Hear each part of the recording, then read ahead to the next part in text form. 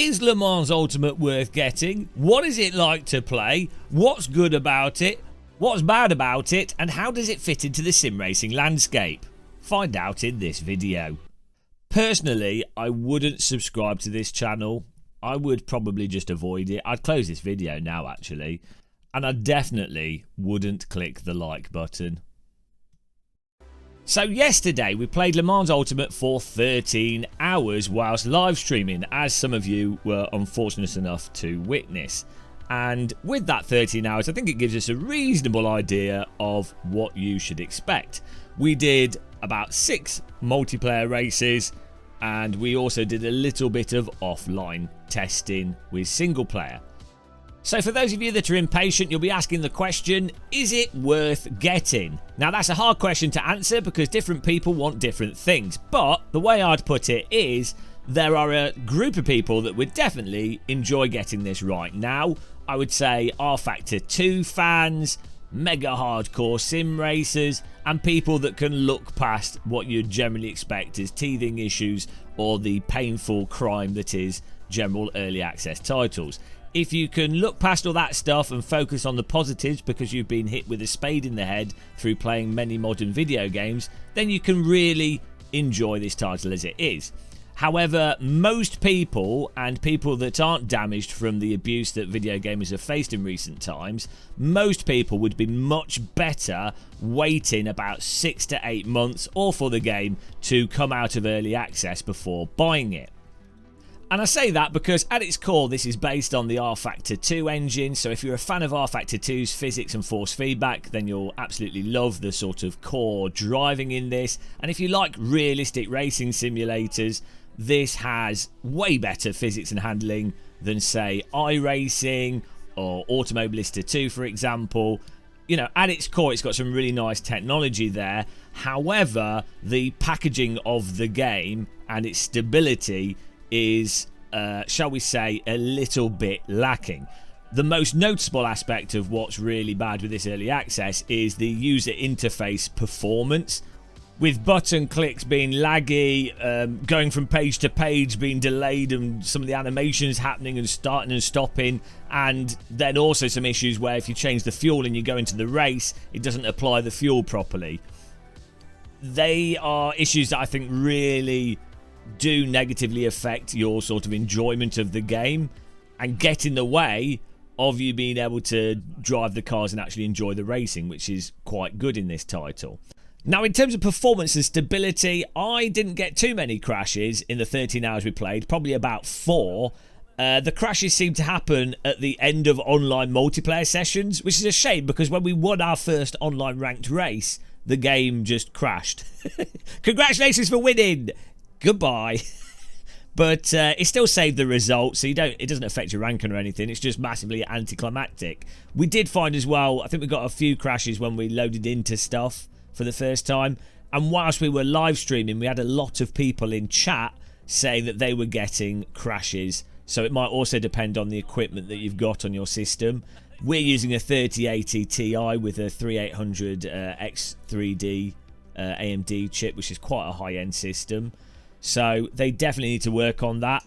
The other aspect of performance, I ended up running the game at 120 Hz VSync. I personally wouldn't recommend using VSync for a competitive online game. I largely do it for recording and live streaming reasons.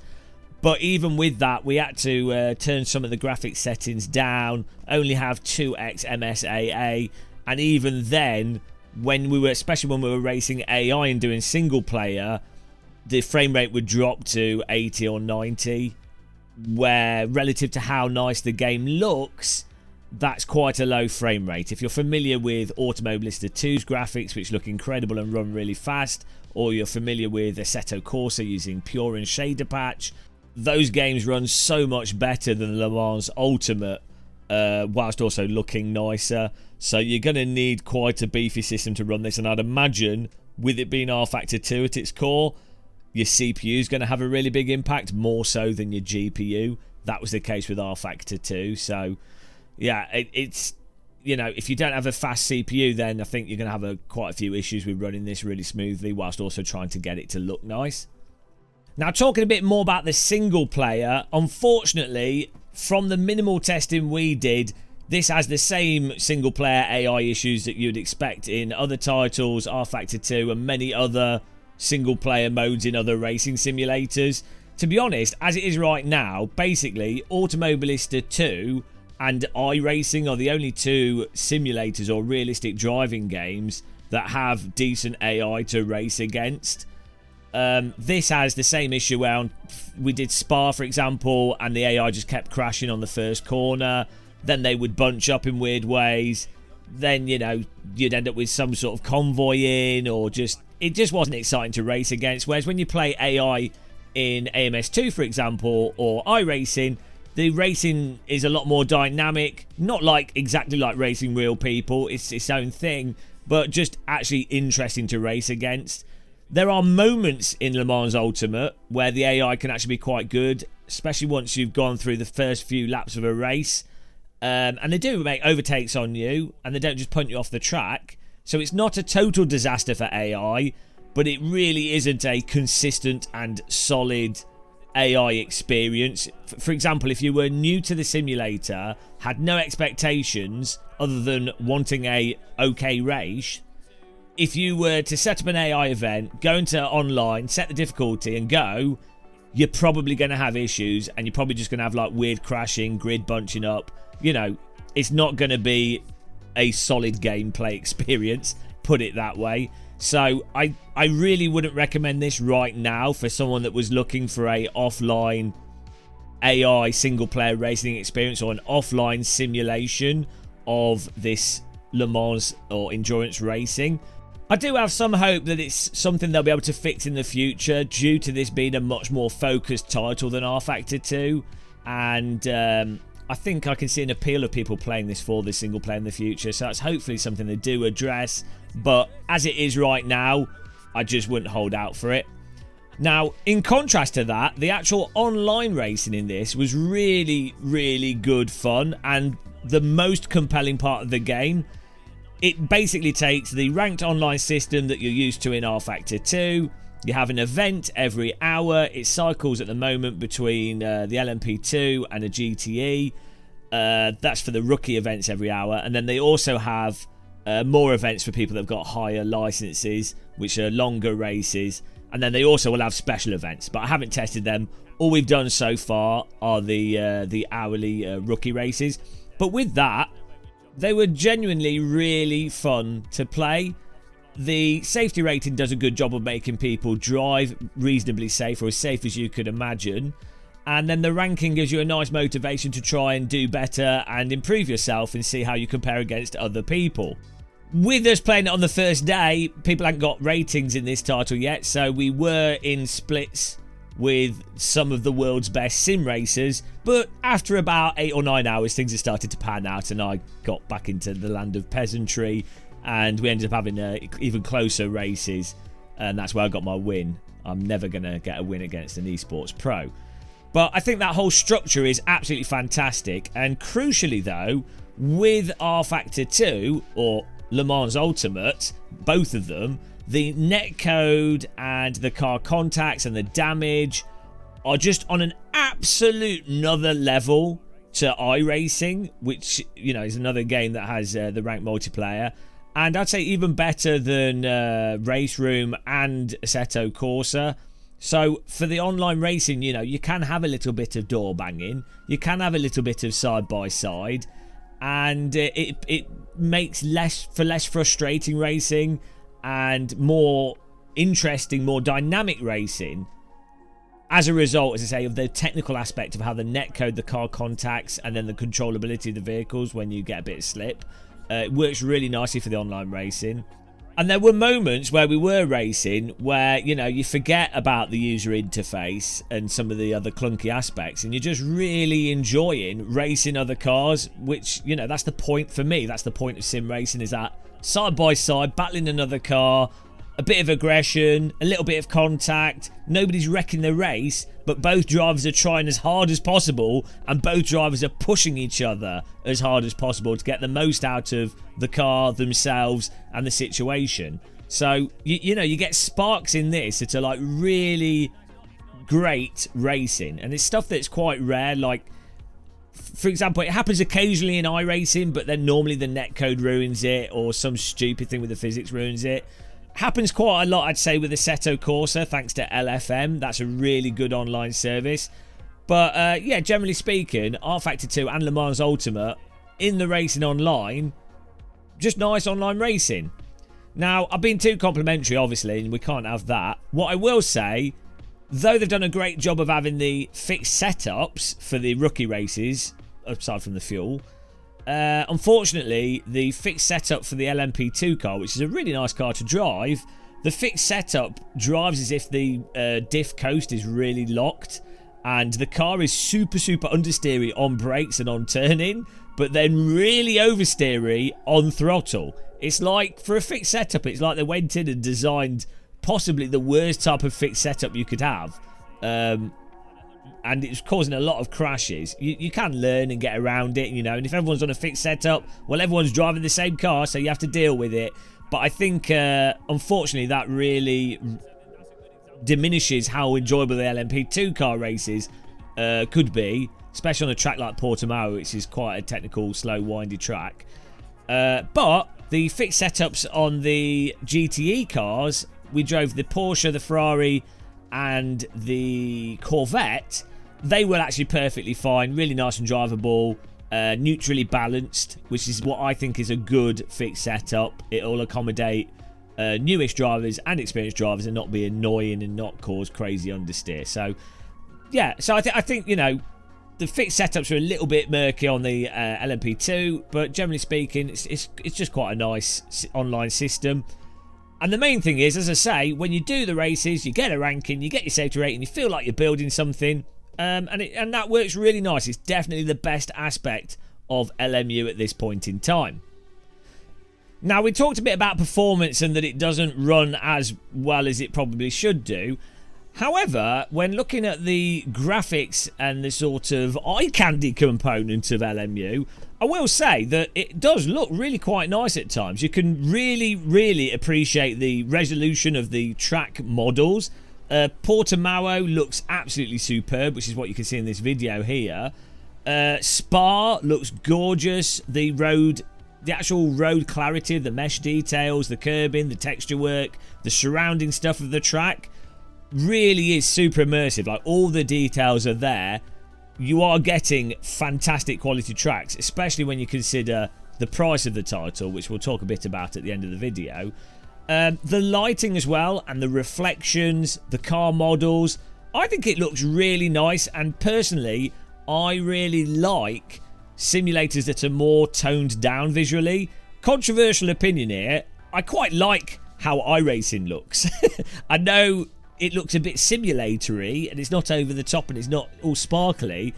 I quite like that because I tend to dial in and focus on the raw racing and the object placement in the environment, and the track mesh quality is what I really focus on, rather than shiny textures. And for me, some aspects, though I think AMS2 and Project Cars 2 look absolutely beautiful at times and it runs great, some aspects of that look over the top and a bit too shiny. Same with a lot of post-processing packs and options in Assetto Corsa. A lot of them that are highly regarded just look ridiculous to me. They look like some some 90s sci-fi render visualization of the future of, rather than how drab, grey and miserable reality looks like. It could just be that I'm British and I'm only used to seeing things when they're grey. That's very likely, but I appreciate that grey and miserable nature of things, and that helps me feel attached to the video game. And I really genuinely think LMU has done a really good job on that grey, miserable lighting. It does have sunny moments as well, but it looks grounded. I think it looks earthy and grounded, mostly due to the graphical decisions with the texture work, the lighting, the post-processing. And I think that's really well done, and they should get a lot of credit for that. Though it'd be nice if it looked nice whilst also running well. But, we can't have everything. Then, of course, we need to talk about the audio, and I will say it's a bit of a mixed bag at the moment. Some of the cars sound quite nice. I think the hypercars are really nice, especially when you go from electric to engine turning on. And you do notice there's a lot of things going on with the sounds, the transmission one, the engine note, effects and things. Tyre skid sounds really nice. There's a lot there. I just feel like the audio needs more polish. The sounds often sound quite flat and a little bit lacking in three-dimensionality and a little bit lacking in dynamics in some ways. It depends from vehicle to vehicle. As I say, the hypercars are probably some of the nicer sounding vehicles in this. But then you jump into some of the GTE cars and they just sound super, super bland. Now, I realise cars like the Ferrari have quite a weird engine note to them in reality. But then there is still quite a lot of depth to them. But it's the kind of thing that's very hard to capture in a nice way in a driving simulator. When it comes to audio in racing simulators, I tend to like defer to the functionality of the audio. So again, controversially, I really like the audio in iRacing because I find it lines up really well to the RPMs and what's going on with the physics in the simulator. I don't think iRacing sounds nice or exciting, but it doesn't grate on you and it makes sense with what's happening. I kind of feel at times with LMU, the audio feels a bit disconnected from the RPMs and an absolute connection to what the vehicle's doing. I don't find LMU grating like I do ACC, where I think the sounds in ACC are very loud, very exciting, but also very compressed. So LMU doesn't give me a headache playing it, but it doesn't excite me and it doesn't make me feel as connected to what the vehicle's doing as it does in iRacing, for example. So the audio is not bad. Sometimes there's glimmer there where you're like, oh, that's nice, but mostly it's not something to get really excited about. Hopefully, it's something that they will improve when the game comes out of early access or as it goes through early access. So finally, the crux of this is the fact that the game is £25, which will, in about a year's time, be the equivalent of the price of a lettuce. So almost free basically. But there's the really difficult thing with Sims of trying to attribute value to stuff, especially because you have titles like iRacing where a track that looks a bit grotty and dated will cost you £11 and a car will cost you like £6 to £10, and they obviously are way worse than free mods and free tracks that look amazing for Assetto Corsa, or content in this case that actually looks really nice and drives really nice. So the tracks in rFactor 2, LMU rFactor 2.5, the tracks are really, really nice. Like, these are really good quality tracks. So I'd say just from a pure track quality, monetary value, £25 is great value for 7 incredibly detailed laser scanned tracks. You also have a good collection of cars. I'm not sure the total of cars off the top of my head. But if you were just going to take the LMP2 car, for example, with these tracks, as a sim race, you'd be like, oh yeah, £25 is actually really good value for money for that. And then you've got the ranked online racing.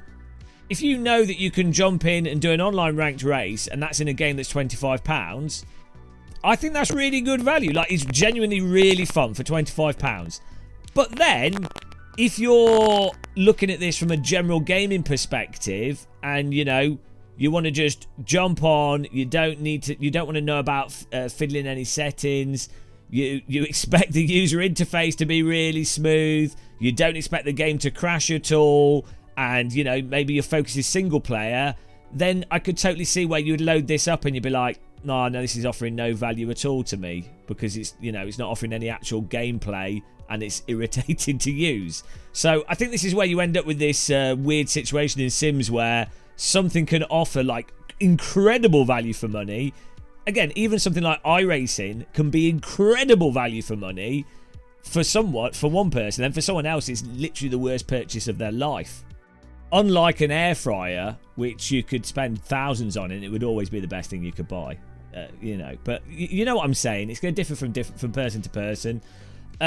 Categorically though, my argument would be for video games is that regardless of how complex they are, regardless of how one component might be great value, They should just bloody work. That should be the basis of everything. I would rather have a simple game with less in it, but it should just bloody work. It's like if you go to a restaurant, you could have like a really fancy meal with all this stuff going on, but if the food's cold or it's not delivered on time, or, you know, the restaurant smells, or, you know, whatever, well, you would rather have just had a much more simple meal that was delivered on time and, you know, in a pleasant environment with pleasant company. So, the motorsport games with this title, they need to fix the UI stuff. They need to get the basics working. They need to get the stability there. If they can do that, and you can see that they've made actually a lot of headway with this compared to rFactor 2, so that is what they've been working on. But if they can actually get this, the underlying foundations there, then we're onto something really special. Sadly, rFactor 2 itis is generally considered by most scientists to be terminal and has yet to ever have been cured. There's rumoured to be some patients out there that have miraculously recovered from it, but pretty much everybody that's been touched by rFactor itis, originally rFactor, then rFactor 2 itis, they've all been traumatised, and the traumatisation continues with LMU, despite the name change. But, you know, as I say, it's made progress. I think there's value in here, potentially, for a lot of people. I'm a little bit optimistic. Most people need to wait for early access to finish. I will still play this for the ranked racing occasionally. There you go. That is the epic mind dump on LMU after 13 hours of playing it in live streams. If you got to the end of this, if you got this far, I don't know what you do with your life. Type in the comments, air fryers are the best, and we'll know which ones of you are the saddest of sad sim racers. But yeah, till the next one, guys, make sure to have lots of tea, take care, and I'll see you in the next stream. Goodbye.